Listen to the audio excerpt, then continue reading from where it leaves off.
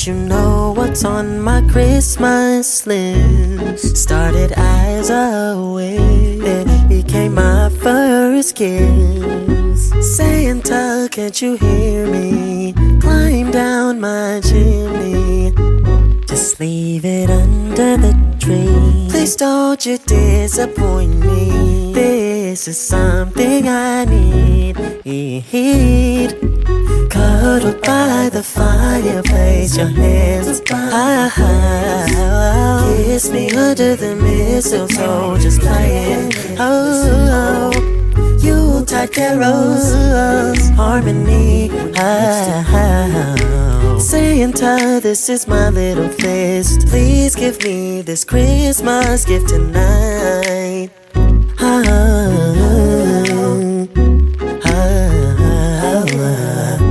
Five lines.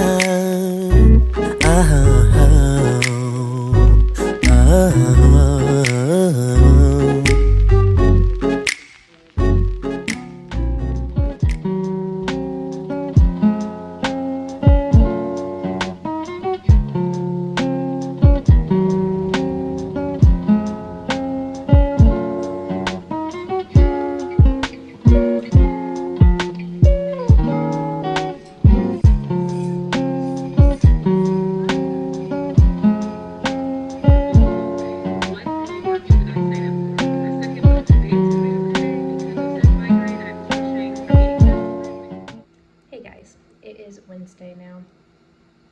I am kind of in a down, drained mood. I'm like not feeling the greatest, but I just wanted to sit and chat with you a bit since it's been a while since I did a last talking update.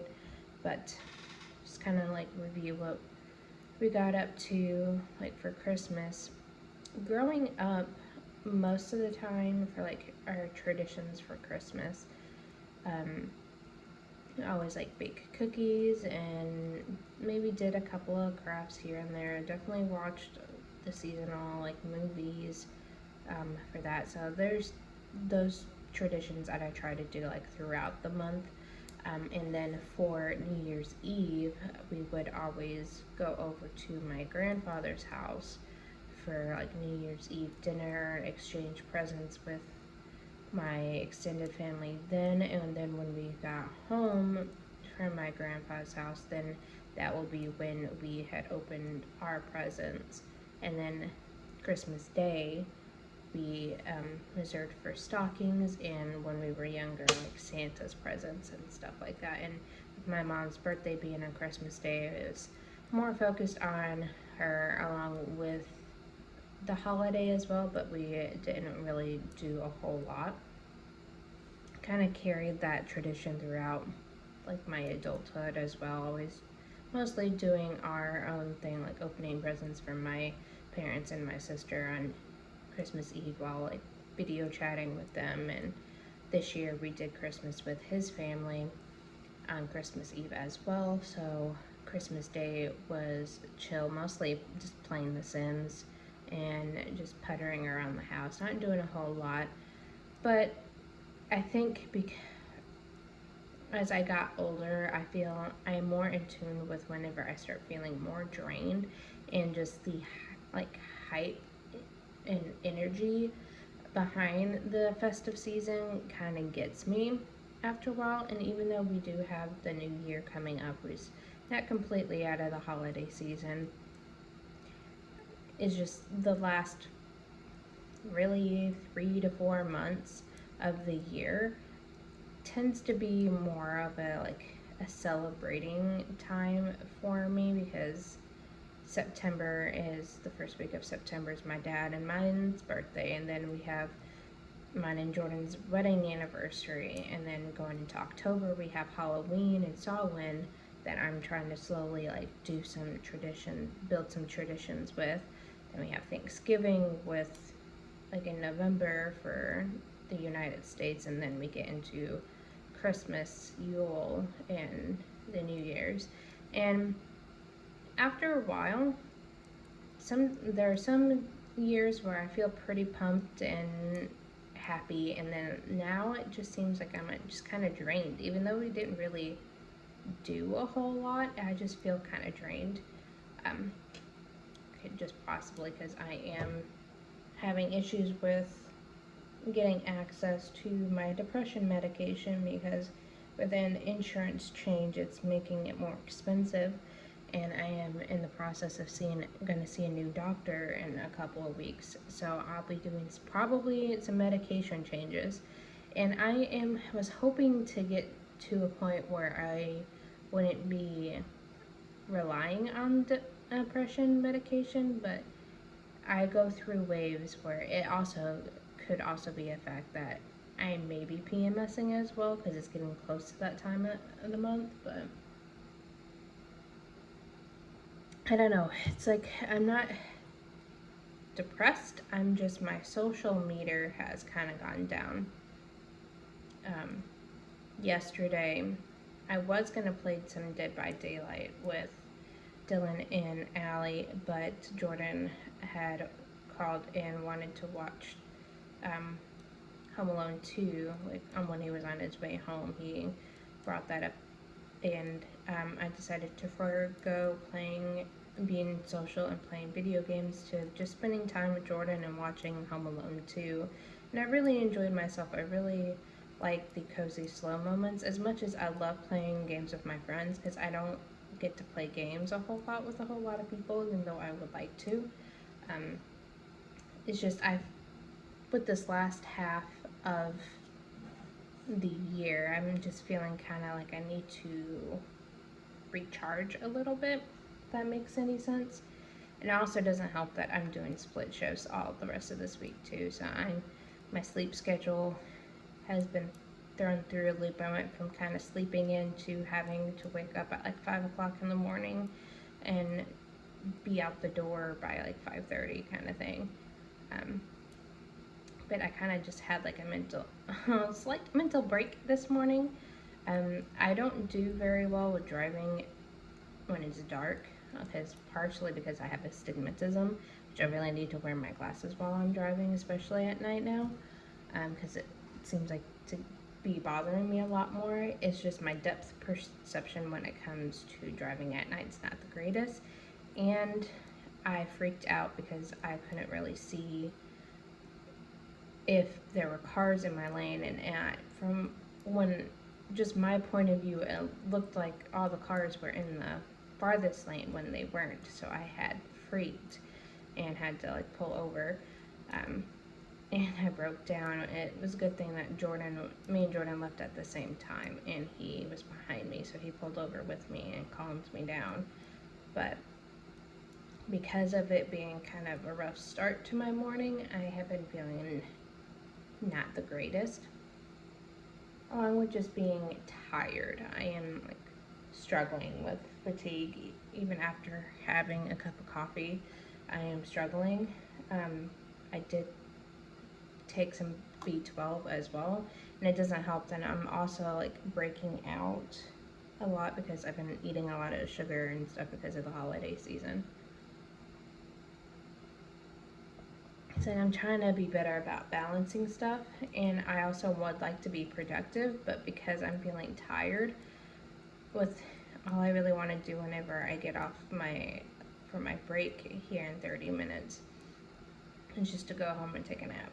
But I would like to record some more videos because I have 2 more videos I like for wrapping up like 2023 stuff that I would like to have filmed and possibly edit, but I'm just feeling really tired and I don't know what I want to do. Like I kind of just want to just sleep, then just craft and really just do nothing today. But I want to be productive, but then there's that part of my brain that's holding me back. And another part that I need to get back into for my mental health, I used to be a big journaler. I haven't been journaling that really hardly at all. I've been keeping up with my planners and stuff like that, but I haven't been actually journaling my thoughts. And I used to be really big in journaling. I used to been pretty persistent in keeping up with a journal, but I haven't been doing that lately. So I kind of feel like I need to, just so I can easier, like, sort my mind easier, and just like do brain dumps on like pages, just to kind of get myself through some tough times and kind of use that as a coping mechanism as well. But yeah, I was like, I going back to, I feel part of myself wants to be productive, and then the other part of myself doesn't want to be productive. And because I am having a hard day, I'm trying to be kinder to myself and do some more self-care things whenever I start to get like this. And my act of self-care for today is going to be, once I get on break and I go pick up some lunch, I'm going to treat myself to some sushi from Publix today. And when I get home, kind of just take it easy. If I at least can record maybe one video, that would be good. I'm still kind of tweaking on the setup for my sit down videos because of just the way that I have a window next to my desk, and the best place for my tripod is where it's facing that window, and it makes me like super backlit and puts me in darkness.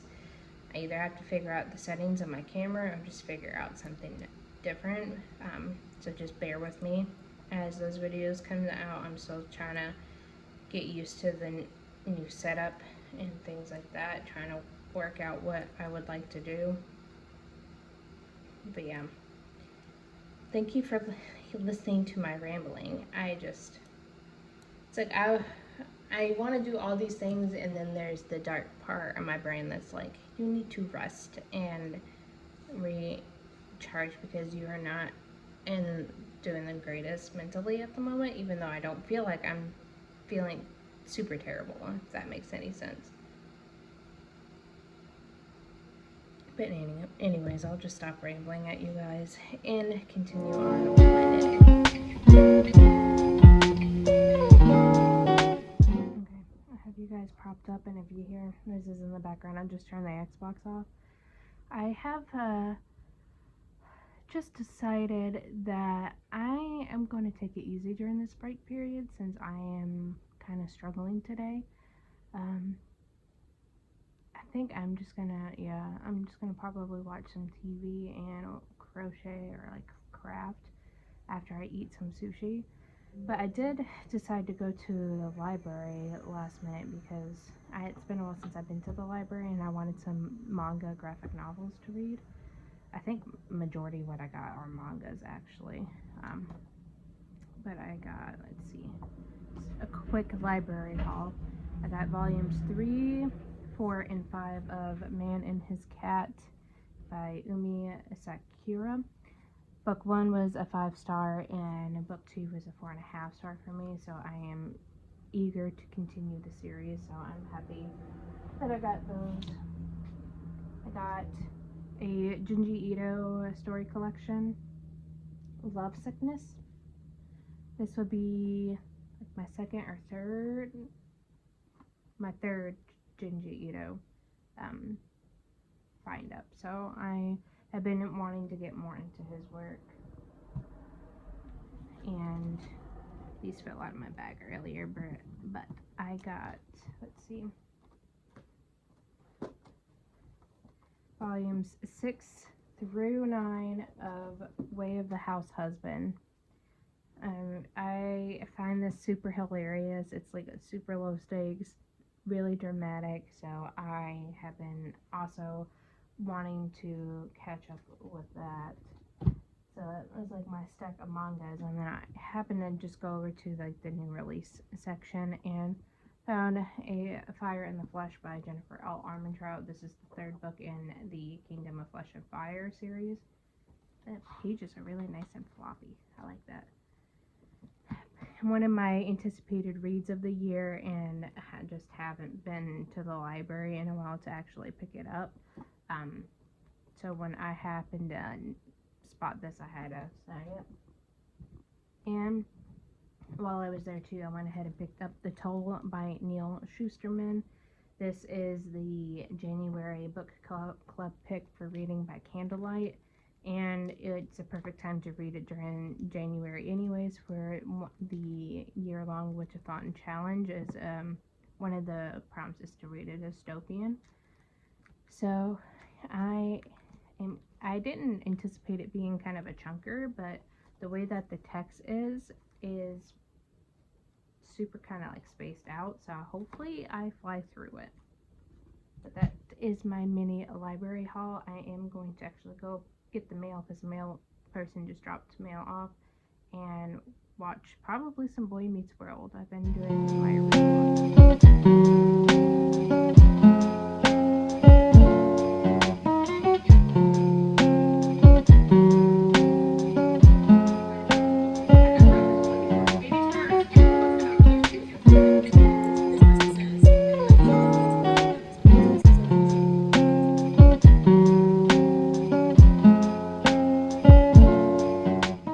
Hi, hello. It is now Friday afternoon.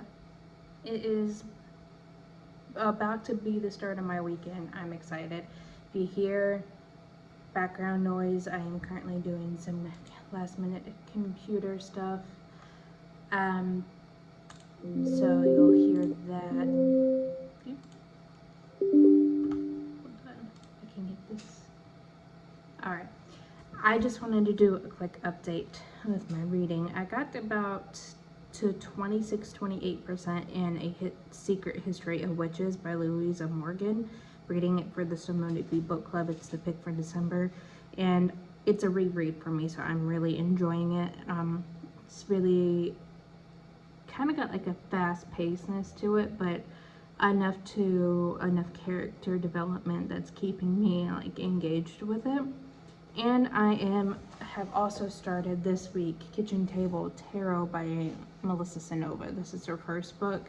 I read her Kitchen Table Magic not too long ago, and I am more than halfway through it. I'm at like 70-something% according to Goodreads.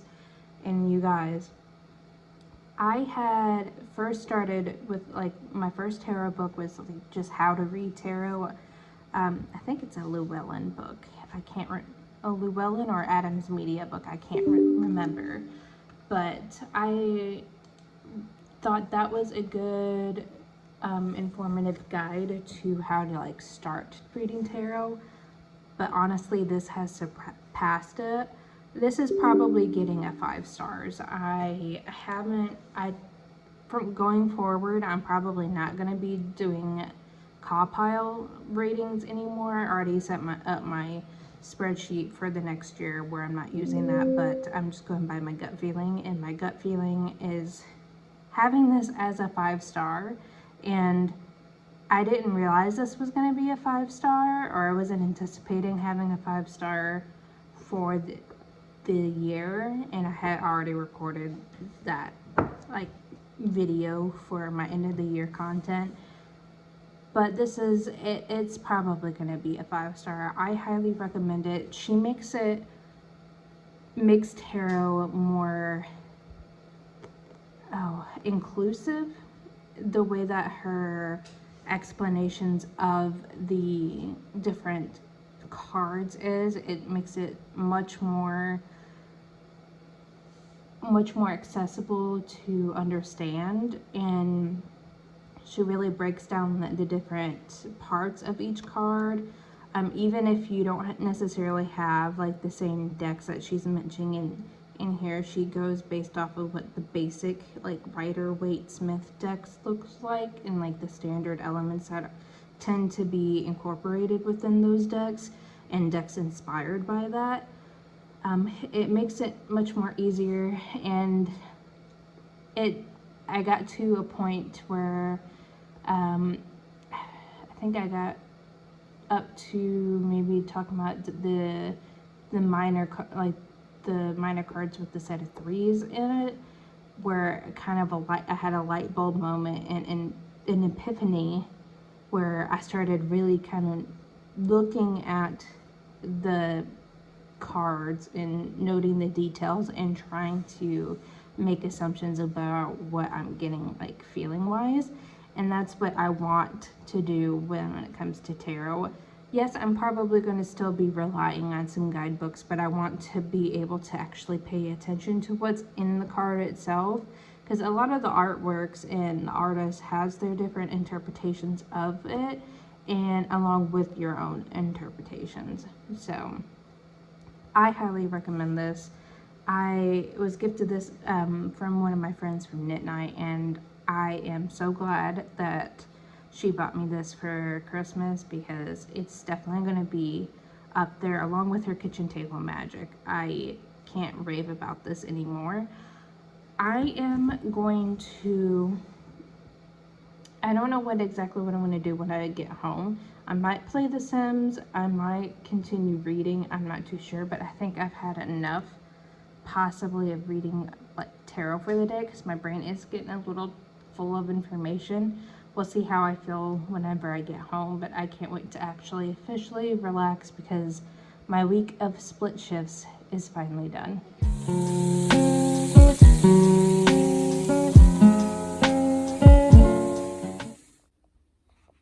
I'm about to go ahead and possibly start God Killer now while I wait for Ellie. I have both her YouTube and her Twitch up. Not too sure which one I will be in more. Possibly her YouTube, since I am a moderator for her there. And part of me is wanting to start this now. Other part of me is wanting to work on my planner. So I may just try to read like up to a chapter break and then work on my planner. But I'm itching to start this now. Sure, Charlie Brown. I can tell you what Christmas is all about. Lights, please.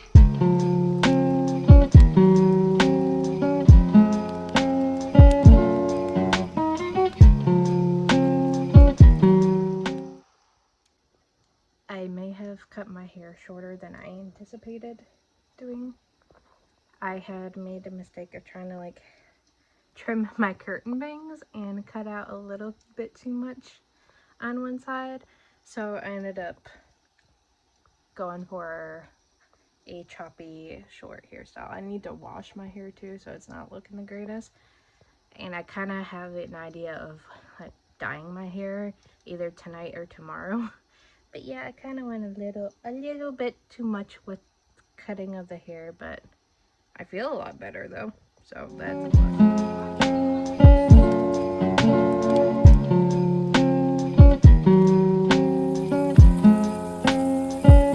They were so afraid, and the angel said unto them, Fear